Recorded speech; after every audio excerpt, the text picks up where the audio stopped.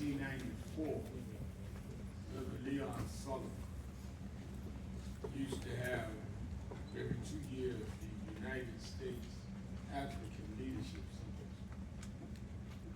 In '94, he had it in the Carr Center, and that night, Reverend Jackson took us to dinner in the hotel there in the center. And he appointed all of us our roles, said we his disciples. And one was Reverend James Weeks, the other was me, and the other was his son, firstborn male, Jesse Jackson Jr. And Jesse rebelled, saying, "I'm not your disciple, I'm your son."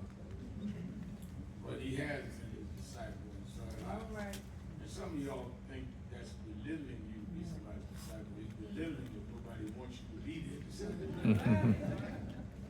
And I want to ask my co-disciple to give us some perspective. He's former congressman from Illinois, eldest son of Jesse and Jacqueline Jackson, and my little brother, Congressman Jesse Jackson.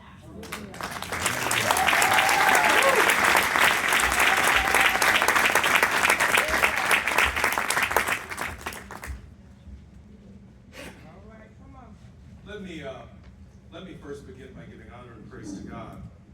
Yes. The opportunity, and I do mean it's a once-in-a-lifetime opportunity, to be introduced by Reverend Al Sharpton.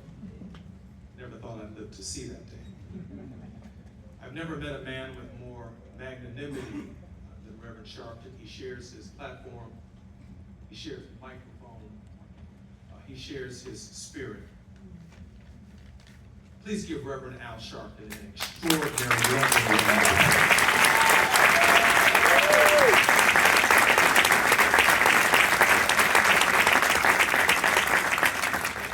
This is probably my father's last campaign. And I called Reverend Sharpton. In fact, Reverend Sharpton called me and he said these last 2 or 3 weeks of Reverend Jackson's career in public life at this level, I want to campaign across these battleground states with your father. I drove 7 hours last night, got here at 3 o'clock this morning. Reverend Jackson flew in yesterday afternoon. Reverend Sharpton flew in this morning, and this is a reunion of sorts for us. Yeah, thank you. Because here at Trinity Baptist this morning, and now here at Ohio State University, we have brought our movement full circle. It is truly historic that we are all together at this moment, at this propitious time in American and world history.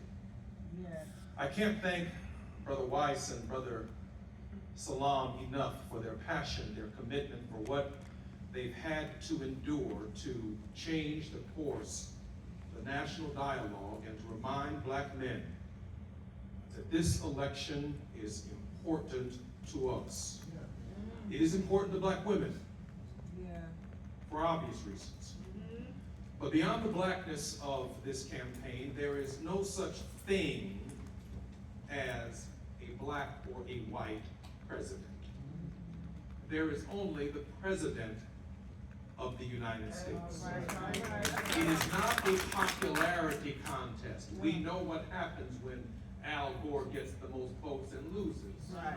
Phi Beta Sigma. We know what happens when Hillary Clinton gets the most votes and loses, brothers and sisters. You see, we need 270 electoral votes, and all of the blacks at Ohio State University alone can't win this campaign.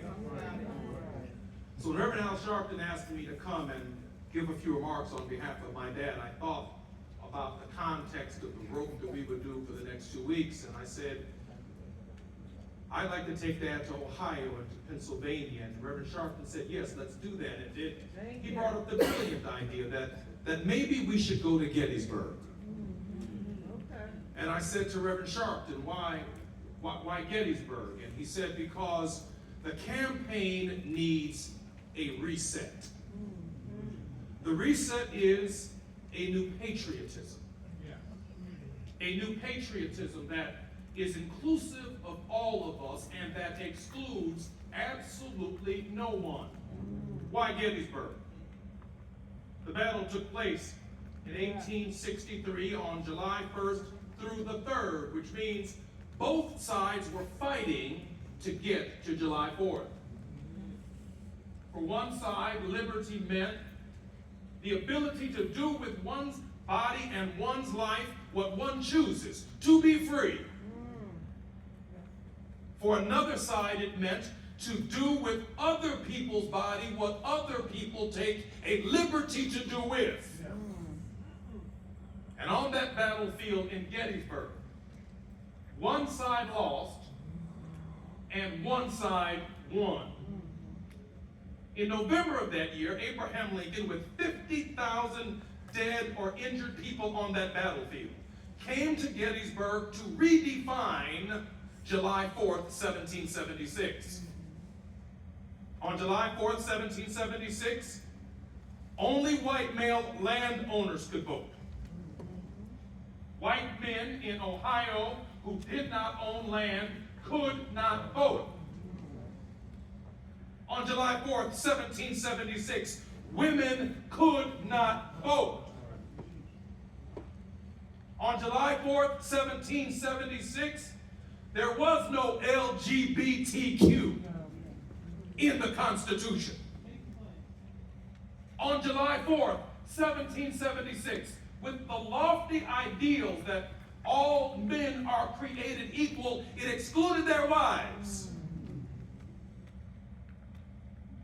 But Lincoln comes back in November, our November, November 5th. And he comes back to Gettysburg to redefine what they were fighting for. And he says that government of, for, and by all of the people will not perish from the face of the earth. It is impossible to be a student at Ohio State University and even imagine July 4th, 1776. You play basketball together. You play football together. You play tennis together. You live in dorms together. You go to classes together. You walk across the yard together. You can't imagine July 4th, 1776. But Ohio State University on July 4th, 2025 will owe its definition of what we have become to what Lincoln said it would be on July 4th, 1863. He pickpocketed your imagination about the possibility of what America could become. July 4th. We were here before the writing of the Constitution on September 17, 1787. We were here before the Democratic Party of 1793. We were here before the Republican Party of 1854. We were here. We were here before Louisiana was purchased. We were here. And then the 13th, 14th, and 15th Amendment away from states' rights to human rights. If a slave could be to be in slavery meant to be in states' rights, then states' rights, Ohio, cannot be human rights. And then Brown versus the Board of Education redefined equal protection of the laws. And from Brown versus the Board of Education comes Roe v. Wade. And women making decisions about their own bodies. And then here comes Dobbs, returning the decisions that women make over their own bodies back to the states, back to the chattel system.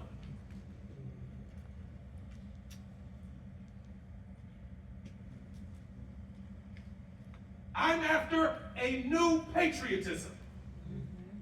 I told Reverend Sharpton that Abraham Lincoln delivered the Gettysburg Address in 3.5 minutes, and Martin Luther King Jr. delivered the I Have a Dream speech in 13.5 minutes. If you can't say it comfortably between Gettysburg and I Have a Dream, you ought not say it at all.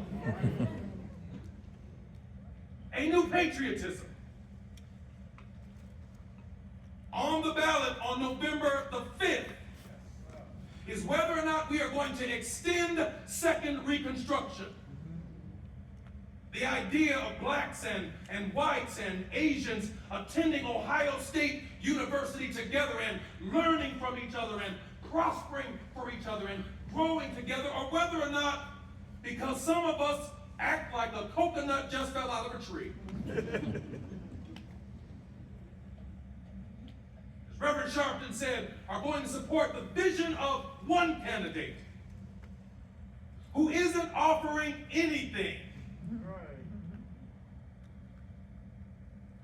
And usher in a second Jim Crow called Project 2025. I'm after new patriotism. A patriotism in 1968 that did not allow 18-year-olds to vote. That's right. Some of y'all arguing about being a liberal at Ohio State University's campus. Others of us are fighting about our conservative values at Ohio State University in 2024. In 1968, that class was trying to stay out of Vietnam. And they didn't care about liberal or conservative. They rose to the occasion, amended the Constitution of the United States, and added a 26th Amendment and changed the direction of the United States of America and the world. Some of our students here at Ohio State University are so comfortable in their liberalism and comfortable in their conservatism and have no idea what's at stake on November the 5th. Can't move beyond their limited ideology to recognizing what you have in each other. We need the whole university to help us win Ohio. Not just the black students on campus. Not just the women who are angry. Not just the Hispanics who are angry. My father, Jesse Jackson, came to this in 1984 talking about a rainbow coalition. Red, yellow, brown, black, and white. But Brother Salim, Brother Weiss, these are really pain patches. I know our brothers and sisters in Israel are in pain. October 7th was one hell of a pain patch. I know our brothers and sisters in Gaza and in Lebanon and Iran are struggling with their pain patch. I know black men overwhelmingly incarcerated. I was one of them. We struggle with our own pain patch. Women are struggling with the pain patch. Gays and lesbians and the LGBT community is struggling with a pain patch. The real measure of leadership isn't can we pull red, yellow, brown, black, and white together, but can someone organize our pain? And when our pain comes together, we are the new majority in the United States of America.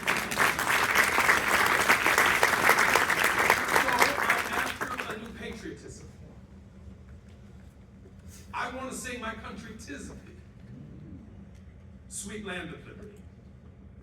I want to sing America the beautiful. I want to sing it anew. I want to not sing about something I can't imagine on July 4th, 1776. I want to hear Reverend Sharpton, and I only know two people on earth. That's one of the reasons I'm here, who call Kamala Harris, and Kamala Harris calls them every single day. Rev. Al Sharpton and your Congresswoman, Congressman Bailey.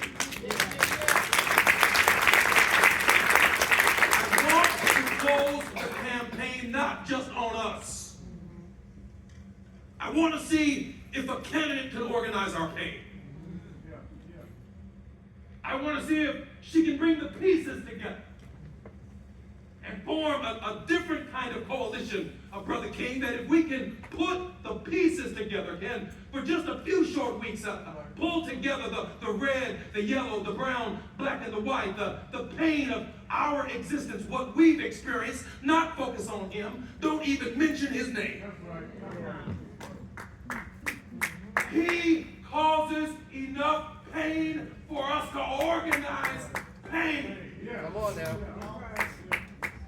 Somewhere I read that there was a man who asked everyone, some woman, it's possible, who asked everyone to turn their burden over to him. And in exchange for the truth of their burden, he offered them forgiveness. He walked them into a new way of life. That is the America that Reverend Sharpton wants to build. It's the America that your congresswoman wants to build. It's the America that we can't build unless Ohio State University joins us in building that America. Thank you, and God bless you all.